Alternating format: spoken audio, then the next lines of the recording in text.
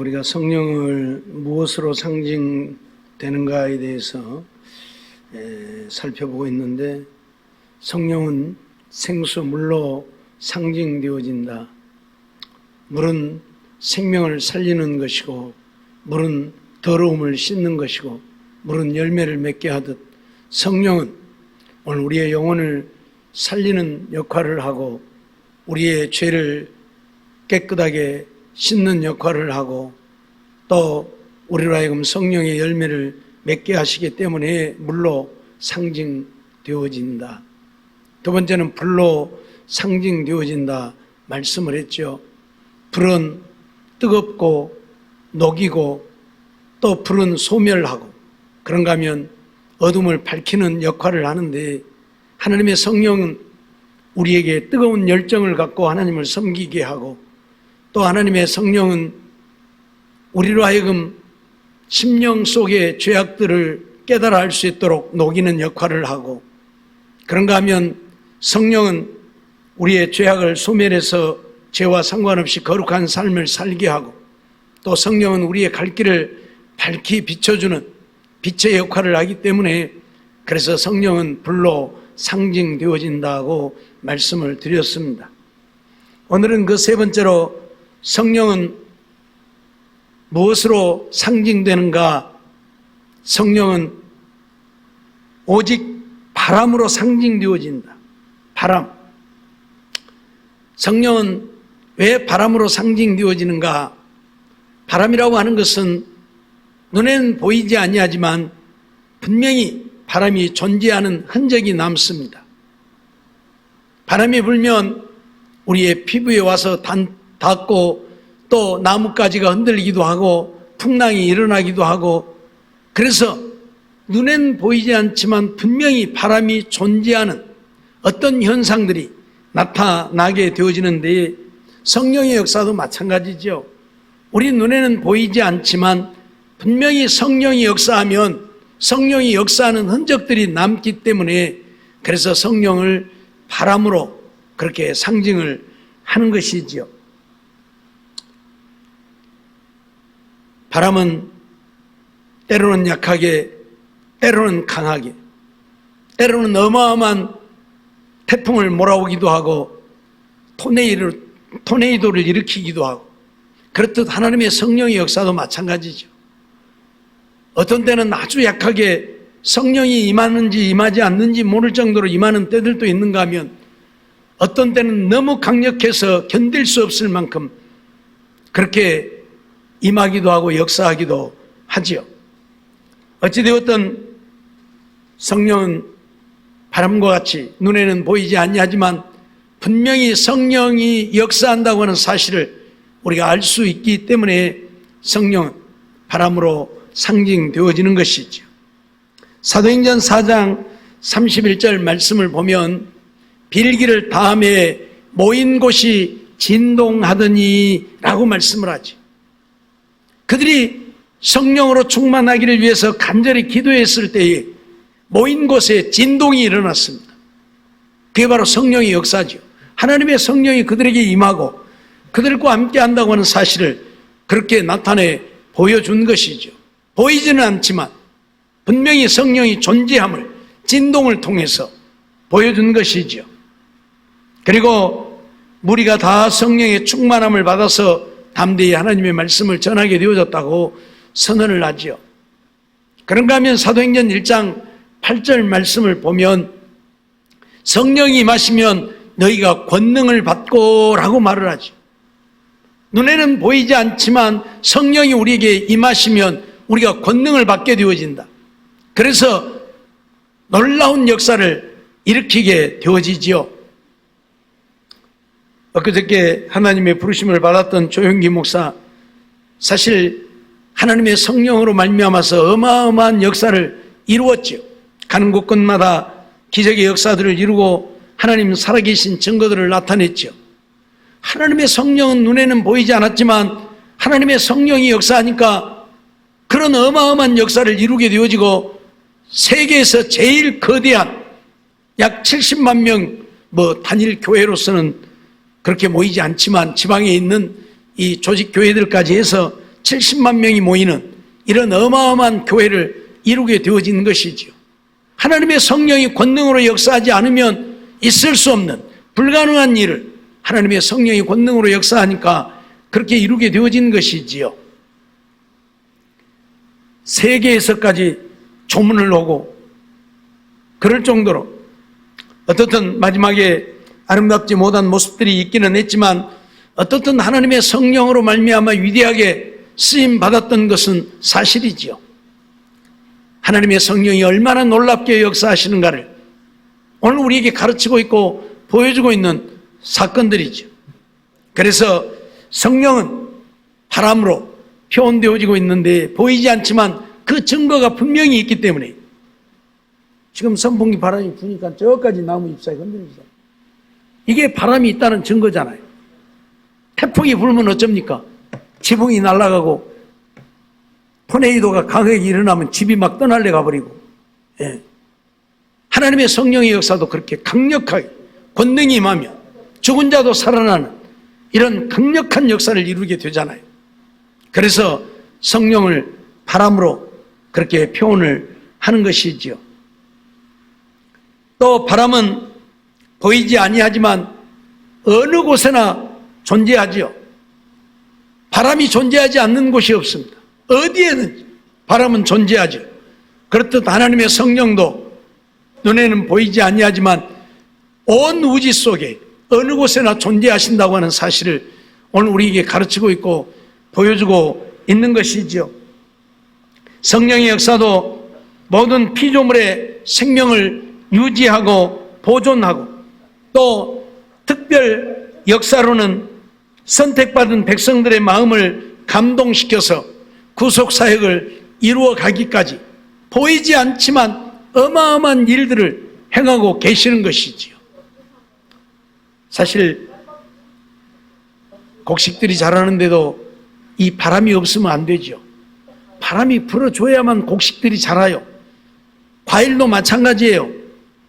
너무 바람이 세게 불면 과일들끼리 부딪혀서 먹이 들기도 하고 문제가 생기기도 하지만 적당히 바람이 불어야만 이 과일들도 잘 자라고 곡식들도 다 잘 자라고 어느 정도는 바람이 영향을 미쳐야 합니다. 바람이 전혀 없으면 안 되는 거예요. 그렇기 때문에 성령의 역사도 우리가 구원을 얻는 데 없어서는 안 될 누구에게나 역사해서 그들의 마음을 감동하시고 깨닫게 하시고 믿어 구원을 얻게 하시는 이런 역사를 이루기 때문에 그래서 바람으로 표현을 하고 있는 것이죠. 오늘 요한복음 3장 5절 말씀을 보면 예수께서 대답하시되 진실로 진실로 내게 이르노니 사람이 물과 성령으로 거듭나지 아니하면 하나님 나라에 들어갈 수 없다고 선언을 하고 있는데 우리가 물과 성령으로 나야 된다. 그러니까 성령이 우리 눈에는 보이지 않지만 우리 속의 역사에서 오늘 우리로 하여금 하나님이 살아계심을 믿고 하나님 앞에 우리의 죄들을 회개하고 오늘 우리로 하여금 믿음의 사람이 되게 하는 이 역사를 이루시는 거예요. 그래서 바람이 보이지 않지만 어떤 것들을 이렇게 살게 하는 것처럼 하나님의 성령도 오늘 우리로 하여금 거듭나게 하고 그래서 하나님의 자녀가 되게 하는 역사를 이루기 때문에 바람으로 표현을 하고 있는 것이죠. 오늘 본문 8절도 보면 바람이 임의로 불매 내가 그 소리를 들어도 어디서 오며 어디로 가는지 알지 못하나니 성령으로 난 사람은 다 이러하니라고 말씀을 하죠. 바람이 부는데 그 바람이 어디서 와서 어디로 가는지 아는 사람 아무도 없습니다. 아무도 없어요. 바람이 불면 이 바람이 북쪽에서 불어오는구나, 남쪽에서 불어오는구나, 서쪽에서 불어오는구나. 바람이 불어오는 방향을 보고 바람이 불어오는 쪽을 알지만 그 바람이 어디서 시작해서 어디까지 가는지는 아무도 몰라요. 아무도 몰라요. 그러죠? 우리가 가끔 태풍이 불어올 때면 태풍의 경로를 어디로 와서 어디로 갈 것이라고 예상을 합니다. 또 그 태풍이 오면서 어떤 데는 소멸되어진다고 말하기도 하고 어떤 데는 더 강해진다고 말하기도 하고 이런 예상들을 하지만 그러나 그 태풍이 어디에서 끝나는지 아무도 아는 사람이 없어요. 어디에서 어떻게 소멸되어지는지 모른단 말이죠. 그렇듯 하나님의 성령도 오늘 우리에게 역사하는데 어디로부터 와서 우리에게 역사를 하는지, 또 그 성령의 역사가 언제 어디서 끝나는지 아무도 알지 못하는 것이지요. 그렇기 때문에 오늘 성령을 바람으로 그렇게 표현을 해요.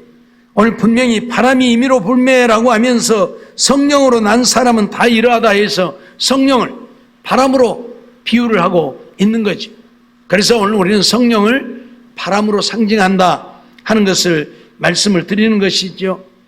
고린도전서 12장 3절도 보면 성령으로 아니하고는 누구든지 예수를 주시라 할 수 없다고 선언을 하고 있죠. 그러니까 하나님의 성령이 오늘 우리에게 임하여 우리로 하여금 예수가 그리스도 우리의 구원자이심을 깨달아 알게 할 때에 오늘 우리가 예수를 믿게 된다는 거예요. 어디로부터 성령이 우리에게 오는지는 모르겠지만 하나님의 성령이 내게 임하시고 내 마음을 깨닫게 하실 때에 우리가 예수를 구주라고 고백하게 되어진다는 것이죠. 그래서 성령을 바람에 비유를 하고 있는 것입니다. 그런가 하면 바람이라고 하는 것은 알곡과 쭉정이를 가르는 이런 일을 하지요. 지금이야 기계가 좋아서 전부 기계에다 해버리니까 바람이 필요가 없지요. 그런데 옛날에는 이 곡식을 탈고 가면 바람이 없으면 안 되잖아요. 전부 바람에다 이렇게 까불러야 돼.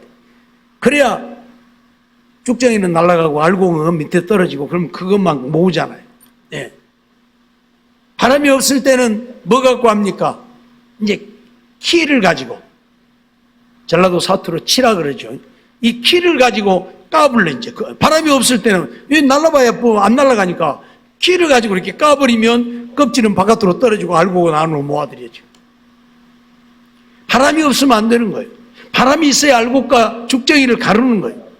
그렇듯이 하나님의 성령도 알곡과 죽정이를 가르는 일을 하지요. 오늘 우리 인간은 외모만 보기 때문에 외모만 보고 참 저 사람 믿음이 좋다, 신앙생활 열심히 한다 하지만 우리가 볼 때는 열심히 믿음 좋은 것 같아도 하나님이 보실 때는 믿음 하나도 없는 사람도 있고, 우리가 볼 때는 믿음 없는 것 같아도 하나님이 보실 때는 믿음 있는 사람이 있죠. 하나님은 우리의 외모를 보시는 것이 아니라 우리의 심령을 살피시는, 우리의 폐부를 살피시는 하나님이시기 때문에, 그래서 오늘 우리가 정말 믿음의 사람인지 아닌지 하나님만이 아시는데 하나님의 성령이 오늘 알곡과 쭉정이를 가르는 일을 해요. 바람이 그렇게 하듯이. 무슨 말인가 하면 하나님의 성령이 하는 일 중에 하나가 뭐냐면 오늘 우리를 시험하시는 일들을 하는 거예요. 오늘 우리를 시험하시는 일들을 하는 거예요. 그 시험을 통해서 알곡과 쭉정이를 가르는 거예요. 우리가 지금 코로나 시대를 맞고 있습니다마는 어쩌면 이 코로나도 하나님의 성령이 알곡과 쭉정이를 가르는 작업을 하고 있는지도 몰라요. 이것을 통해서 믿음이 있는 사람은 어떤 경우에도 하나님을 믿고 하나님께 나와 예배를 드리고 하나님을 섬기며 하나님의 말씀에 순종하여 살려 하고, 믿음 없는 사람은 기회는 이때다, 옳다, 좀 쉬자, 그리고 쉬고 교회 안 나오고. 하나님의 성령은 오늘 우리를 시험하십니다. 우리가 정말 믿음의 사람인지 아닌지를 보고자 해서 우리를 시험하시는 일을 합니다. 바람이 알곡과 쭉정이를 가르듯이. 그래서 하나님의 성령은 믿음의 사람과 그렇지 못한 자를 구별하고자 하시는 거예요. 우리가 창세기의 말씀을 보면 창세기 20장에 아브라함에게 이삭을 바치라고 하는 그런 말씀들이 나오잖아요. 21장, 22장에 걸쳐서. 그래서 아브라함이 이삭을 바치게 되어지는데 그게 바로 하나님이 아브라함의 믿음을 시험하심이죠. 예. 정말 그러함에도 불구하고 하나님을 믿는 믿음이 있는가를 보고자 해서 자식을 죽여서 불태워서 하나님 앞에 바치라고 해도 정말 자식보다 하나님을 더 사랑한다면, 정말 하나님만이 나의 구원자, 내 생명이 된다고 하는 사실을 믿는다면 당연히 하나님 말씀에 순종해야 할 거 아닙니까?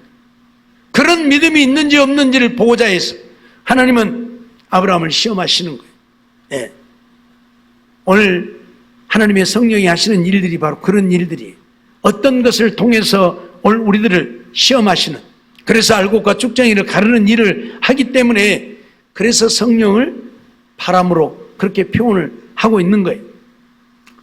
마태복음 3장 12절 말씀을 보면 손에 키를 들고 자기의 타작 마당을 정하게 하사 알곡은 모아 곡간에 들이고 쭉정이는 모아 꺼지지 않는 불에 넣는다고 말씀하시는데, 손에 키를 들고 타작 마당을 정하게 하셔서 알곡과 쭉정이를 가르신다. 이 일을 누가 하느냐면 성령이 하시는 거예요.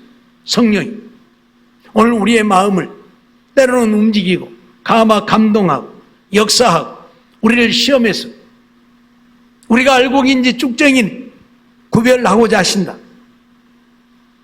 그런데 많은 사람들이 이런 시험 앞에서 넘어지니까 문제지. 예. 그래서 야고보 사도를 통해서 우리에게 하시는 말씀이 뭐예요? 야고보서 1장 2절로 3절 말씀을 보면 내 형제들아 너희가 여러 가지 시험을 만나거든 어떻게 하라고요? 온전히 기쁘게 여기라고. 시험을 만나거든 기쁘게 여기라고. 왜? 믿음의 시련이 너희로 하여금 인내를 만들어내게 한다. 어떤 환난에서도 어떤 고난과 핍박 속에서도 오늘 믿음을 지킬 수 있는 인내의 사람이 되게 하는 것, 그것이 무엇이다? 시험이다 그 말이에요. 시험. 학생들이 가장 싫어하는 것 중에 하나가 뭐예요? 시험이에요. 시험. 그런데 시험이 없으면 누가 공부 잘하는지 못하는지 모르잖아요. 그렇죠? 시험이 없으면 누가 공부 잘하는지 못하는지 모른다니까. 시험이 있어야 공부 잘하는지 못하는지 안다니까요. 그렇죠? 그래서 시험을 치르는 거예요. 학생들이 제일 싫어하는 것이 시험이지만 제일 싫어하는 것은 왜 하느냐? 알곡과 쭉정이를 고르려고. 공부 잘하는 사람하고 못하는 사람하고 고르려고. 무슨 말인지 알겠어요? 그래서 싫어하지만 하는 거예요. 하나님도 마찬가지란 말이에요. 오늘 우리들을 시험하는 것 좋아하는 사람 아무도 없어요. 그런데도 하나님은 우리를 시험하셔요. 그러면서 뭐라고요? 너희가 여러 가지 시험을 만나거든 온전히 기쁘게 여기라고. 왜요? 믿음의 시련이 너희를 인내하게 만든다. 인내를 온전히 이루면 오늘 우리가 구비하여 조금도 부족함이 없는 믿음의 사람이 되어서 하나님 앞에 우리의 믿음을 인정받아 이 땅에서는 하나님이 주신 은혜와 복을 누리고 살게 되어지고 하나님이 부르실 때는 천국 갈 수 있게 되어지기 때문에, 그래서 시험을 만나거든 에이 못 살겠네 하지 말고 기쁘게 여기라. 기쁘게 여기라. 이 믿음의 시련이 너희로 하여금 인내를 온전히 이루게 하고, 인내를 온전히 이루면 오늘 우리는 어떤 경우에도 흔들리지 않는 믿음의 사람이 되어서 믿음 지켜 살다가 천국 갈 수 있게 되어지기 때문에, 그래서 시험은 오늘 우리가 거부해야 할 것이 아니라 오히려 기뻐하고 감사함으로 받고 그 시험을 잘 이길 수 있는 우리가 되어야 한다고 말씀을 하고 있어요. 오늘 우리는 이러한 사실들을 잊어버리지 말아야 할 것입니다. 정말 하나님의 성령은 시시때때로 이런저런 일들을 통해서 오늘 우리들을 시험하고 있다는 사실, 알곡과 쭉정이를 구별하고 있다는 사실 잊어버리지 마세요. 그러니까 때로는 나하고 가장 친한 사람을 통해서, 때로는 부부간에도, 때로는 부모 자식 간에도 서로 시험에 들게 하여, 서로 시험에 들게 해요. 그것을 통해서도 오늘 우리가 믿음을 잃지 않고 믿음의 사람으로 살기를 원하기 때문에 그래요. 예수님이 오늘 우리에게 뭐라고 말씀하셨어요? 너희 원수가 누구다고요? 너희 원수가 집안 사람이다. 너희 원수가 집안 사람이다. 멀리 있는 자가 원수가 아니라 내 집에 함께 거하는 자가 원수라고. 예? 왜? 나를 시험 들게 하니까. 나를 시험 들게 하니까. 그러죠? 모르는 사람이 나를 시험 들게 하는 경우도 있지만 그런 경우에는 거의 없어요. 그렇죠? 나하고 전혀 상관없는 사람이 나를 시험 들게 하는 일은 거의 없어요. 가장 가까이 있는 사람이 나를 시험 들게 하지. 그래서 원수가 누구요? 집안 사람인 거예요. 친한 사람이, 친구가 나를 속여먹고 나를 둘려먹고 나한테 사기쳐먹고 그러지. 모르는 사람은 나한테 사기쳐먹도 못. 나를 모르는데 무슨 사기를 어떻게 칠 거요? 아니까 사기쳐먹지. 그래서 우리의 원수는 집안 사람인 거예요. 알았어요? 그래도 어떻게 하라고요? 그럼 원수로 여기라고요? 아니라고. 오히려 집안 사람을 통해서 나를 시험하게 되면 기뻐하라고. 왜? 하나님이 나를 지금 저 마누라를 통해서 나를 시험하구나. 저 자식을 통해서 나를 시험하구나. 부모를 통해서 나를 시험하구나. 남편을 통해서 나를 시험하고 있구나. 그럼 어떻게 하라고요? 기뻐하고 감사하고 믿음으로 이기라고. 예? 하나님이 나를 지금 시험하고 있으니까. 누구를 통해서? 가장 가까운 내 집안 사람을 통해서 나를 시험하고 있으니까. 그러니까 내가 어쩌다 저런 왼수를 만나갖고 그러지 말고 뭐더라고요? 기뻐하라고. 뭐 하라고요? 감사하라고. 알았어요? 내가 어쩌다 저런 왼수를 만나갖고 그러지 말고 기뻐하고 감사하라고요. 왜? 하나님이 나를 지금 시험하고 있으니까. 그 시험에 내가 이겨야 될 거 아니에요. 그러죠? 시험을 통과해야지. 시험 통과 못하면 우리는 나고자 되는 거예요. 그래요? 안 그래요? 예? 운동선수들이 운동을 잘하는 것은 체력이 좋아야 운동을 잘할 수 있죠. 그러니까 운동선수들을 운동만 시키는 것이 아니고 맨날 어디 끌고 댕겨요? 저 산꼭대기 끌고 댕겨요. 산꼭대기 끌고 댕겨요. 옛날에 그 중국의 그 무술하는 사람들 보면 그 유명한 스승한테 가서 운동을 배우려고 하면 그 스승이 운동 가르쳐 줘요? 처음에 들어가면 운동 안 가르쳐. 먼 물 길러와라, 나무 패라, 청소해라. 맨날 그런 것만 시키니까 내가 내 무술 배우러 왔지 내가 이런 거 하려고 왔냐. 간다고 가버린 사람은 절대 운동 못해. 그건 틀린 거예요. 물을 길러와라 하면 물 길러오고, 나무 패라 하면 나무 패고, 불 떼라 하면 불 떼고, 청소하라 하면 청소. 하란 대로 시킨 대로 하면 되는 거예요. 그러면 어째요? 나중에 운동 가르쳐줘. 그 사람은 진짜 운동 가르쳐줘. 근데 말 안 듣는 사람은 운동 안 가르쳐줘. 알았어요? 그게 필요하니까 시킨 거예요. 그게 필요하니까 시킨다니까요. 예? 태권도를 배워도요, 처음에 가면 태권도는 막 발차기 시키고 막 주먹 찌르기 시키고 막 대련하고 그런 거 안 시켜요. 예? 기마 자세라 그래가지고 자세부터 가르쳐. 자세부터. 그것만 한 달 내에 가르쳐. 예? 주먹 찌르기만 한 달 내에 가르치고 맞기만 한 달 내에 가르치고. 그렇지 처음부터 막 싸움하는 거 안 가르쳐요. 기술 안 가르쳐줘요. 그런 것들이 완전히 습득되었을 때에 그 다음에 기술을 가르치는 거지. 알았어요? 예? 하나님도 나를 쓸만한가 못 쓰건가 보려고 우리를 시험하신다니까. 누구를 통해서? 남편을 통해서. 누구를 통해서? 마누라를 통해서. 누구를 통해서? 자식을 통해서. 누구를 통해서? 부모를 통해서. 알았어요? 주님 분명히 말씀하셨어요. 네 원수가 집안 사람이라고. 내가 검을 주러 왔노라. 내가 불을 던지러 왔노라. 우리에게 화평을 주러 오신 것이 아니라 검을 주러 왔대. 싸움을 하고. 우리에게 불을 던지러 왔대. 예? 무슨 말이에요? 하나님은 내가 그런 것들을 믿음으로 이기고 그 시험을 통과해서 온전한 믿음의 사람이 되기를 원하시는 거예요. 알았어요? 잊어버리지 마세요. 그래서 성령은 우리를 시험하시는 자예요. 알곡과 쭉쟁이를 가르려고 시험하시는 자예요. 그래서 바람으로 표현되어지고 있는 거예요. 알았죠? 성령을 바람으로 상징하는 것은, 바람은 보이지는 않지만 분명히 흔적이 남습니다. 바람이 존재한다는 흔적이 남. 그렇듯 성령도 눈에 보이지 않지만 성령이 존재한다고 하는 흔적이 분명히 남습니다. 성령의 역사가 나타나기 때문에. 뿐만 아니라 바람은 오늘 우리에게 어떤 능력, 이런 것들을 나타내는 것인데, 하나님의 성령이 권능으로 역사하시면 기적의 역사들이 일어나는, 그래서 눈에는 보이지 않아도 하나님의 성령이 존재함을 오늘 우리로 알게 하는 거예요. 바람이 풍랑을 일으키고 파도를 일으키고 배가 뒤집어지고 엄청난 역사가 일어나듯이 그렇게 한다 그 말이. 어느 곳에나 존재하면서 오늘 하나님의 성령이 존재하심을 우리에게 나타내고 있음을 우리는 알아야 하고, 뿐만 아니라 이 바람은 결국 알곡과 쭉정이를 가르는 이런 일을 하기 때문에 성령을 바람으로 표현하고 있다, 그 말이. 알았어요? 예. 하나님의 성령을 무엇으로 표현한다고요? 또 무엇으로 표현한다고요? 또 무엇으로 표현한다고요? 하나님의 성령은 물로 상징되어지고, 하나님의 성령은 불로 상징되어지고, 하나님의 성령은 바람으로 상징되어진다. 잊어버리지 마세요. 그래서 성령을 말할 때에 물 같은 성령, 생수 같은 성령이라, 또 불 같은 성령, 또 바람 같은 성령, 그렇게 표현을 해요. 알았죠?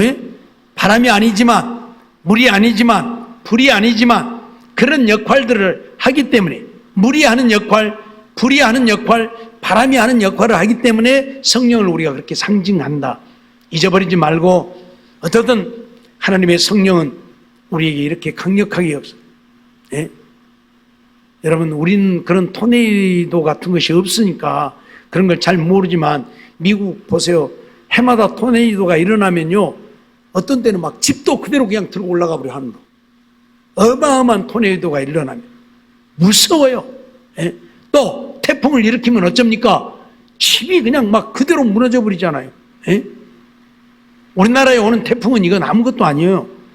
해마다 우리나라에 태풍 오지만, 태풍으로 피해를 많이 보지만, 우리나라에 오는 태풍은 이건 진짜 아무것도 아닌, 외국에 오는 태풍들을 보면 어마어마한 태풍이 옵니다. 집들이 막 그대로 무너져 버리는 이런 바람이 불어와요.